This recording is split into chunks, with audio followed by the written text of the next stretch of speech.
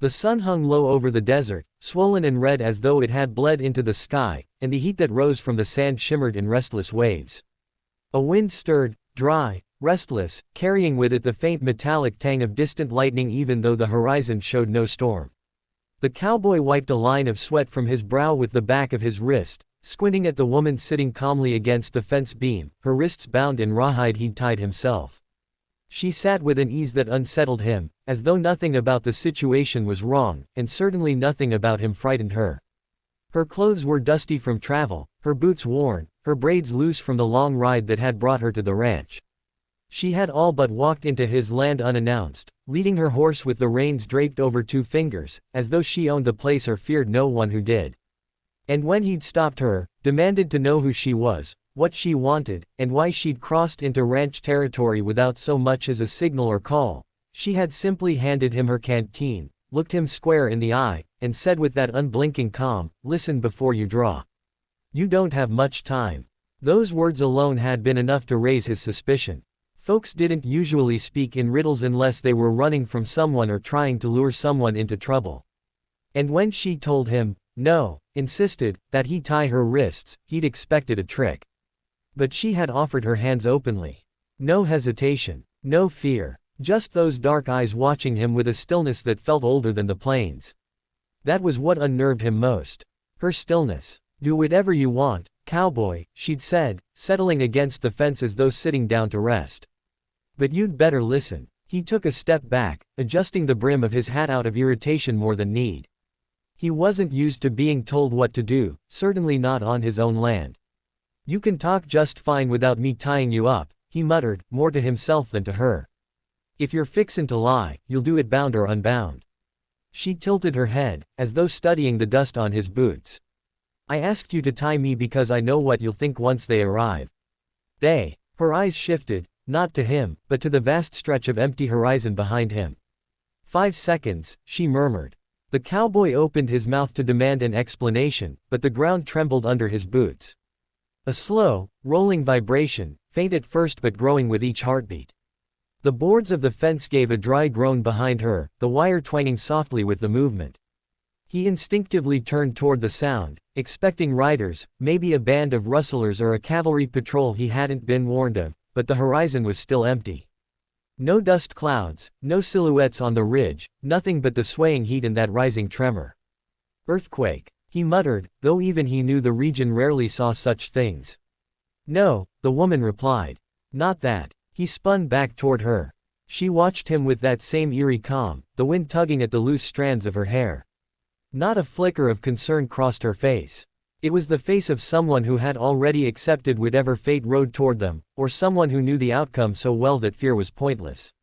"What is it then?" he demanded. She breathed in, slow and almost reverent. An arrival. He was about to press her for more, demand answers, maybe grab her by the collar despite her bound hands, when the cattle in the distant field began to bawl in agitation. The low rumble of hooves he expected never came.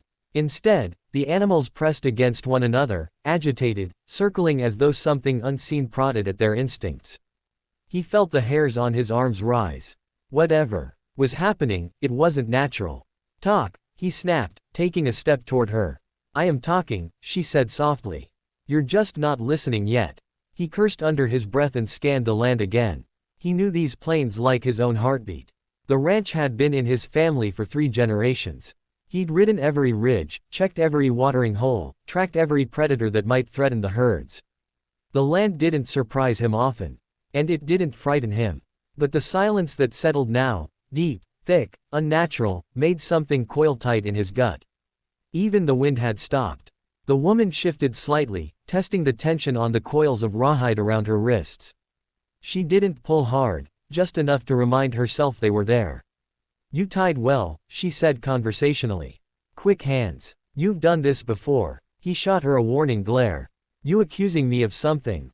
"Observation," she replied. "Not accusation." Another tremor rippled under the earth.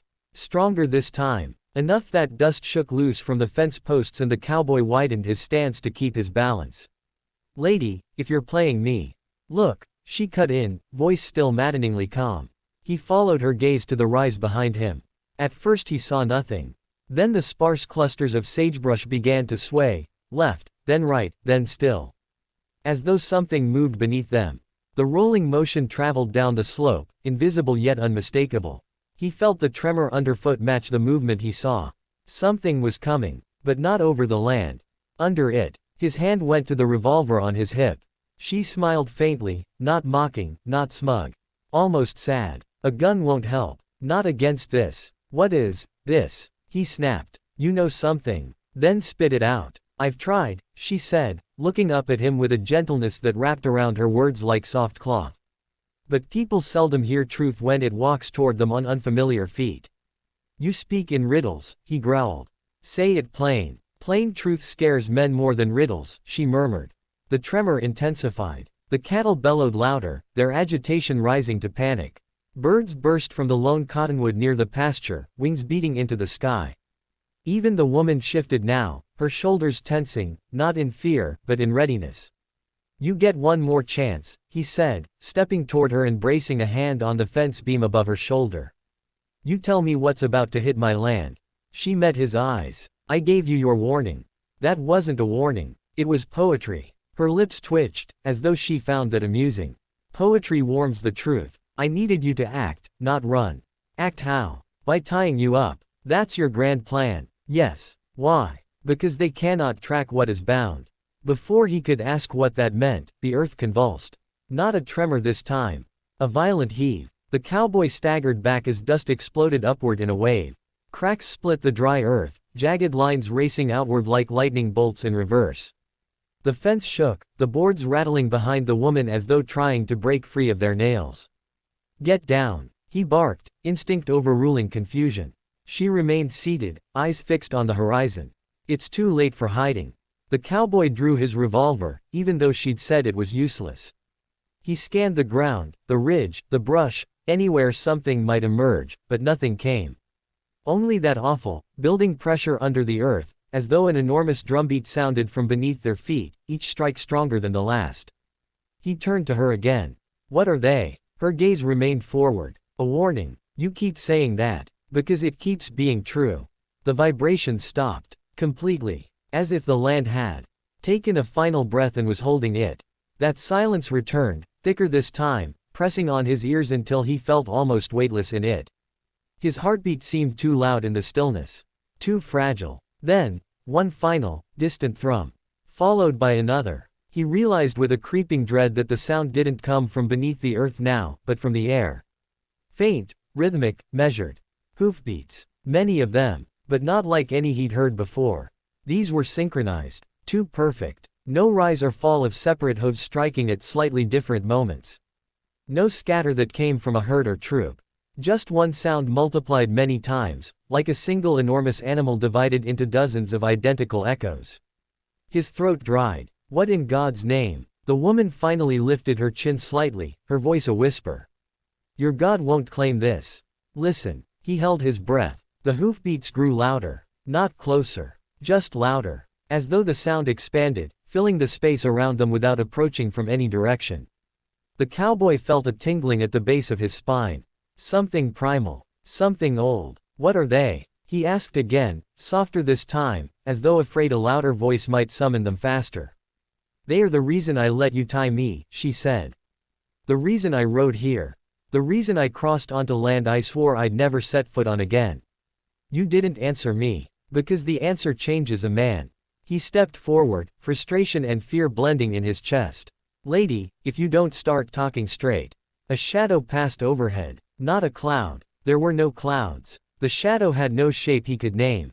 No outline. No source. It moved across the ground like a stain of darkness poured from a pitcher too high to see. It swept over the pasture, over the dust clouds still rising from the cracked earth, over the fence, over the woman. But not over him. It split around him like water around a stone, leaving him untouched while swallowing everything else in its path. He drew back, breath catching. What? Why didn't it? You're marked by the land, she said quietly. Born here. Rooted here. It recognizes you. It does not recognize me. Her hands twitched slightly in their bindings. That's why I had to be bound. It doesn't see the bound. It sees only the free. He stared at the rawhide tying her wrists. You're telling me whatever that shadow was would have taken you if you weren't tied. It will take me if you cut me loose before they finish passing. How long will that be? She closed her eyes briefly, listening. The hoofbeats continued overhead, ethereal, pulsing like a second heartbeat in the sky. When they decide, she said. He sat on the fence rail beside her, mind racing, hat tipped back as he stared up at the empty sky where the shadow had passed. Nothing, not even a ripple of movement. It defied sense, logic, and every story he'd ever heard around a campfire. You knew they were coming, he said after a long stretch of silence. Yes. You knew they'd come here. Yes. And you rode into my land anyway. Yes. Why? She opened her eyes again, and for the first time since he'd seen her, he caught a flicker of something in her expression. Fear. Not of him, not of the bindings, but of the sound above them and the thing that cast no visible form. Because, she whispered, they are not coming for you. They are coming to deliver something. What? Her gaze found his, locking onto it with intensity. A message. What kind? Her voice lowered to almost nothing. A message for the land's last rightful guardian. He blinked at her, stunned. Guardian, you think that's me? She nodded once. The hoofbeats ceased. Instantly. Cleanly. As though a switch had been thrown. The silence rushed in again. This time, the air felt colder. Then why tie you? He asked, his voice rough with confusion. If they weren't here for me. They don't harm those bound, she said. It's their law, their way, but they will speak only to the free. He felt a chill. Speak. They're gonna speak to me. They already have. He swallowed. Hard. I didn't hear anything. You did, she said gently. Just not with your ears. He stared at her for a long moment, breathing shallowly. The land around them remained still, the only movement the faint drift of dust settling into the cracks in the earth. A sense of weight pressed on his chest. Not fear, exactly, but the weight of something immense having brushed against the world and left a mark he couldn't yet see. Finally he broke the silence. Tell me, he whispered. What message did they send? She looked past him again, toward the horizon, where the shadows had passed. Her voice was soft. Final. That you're out of time.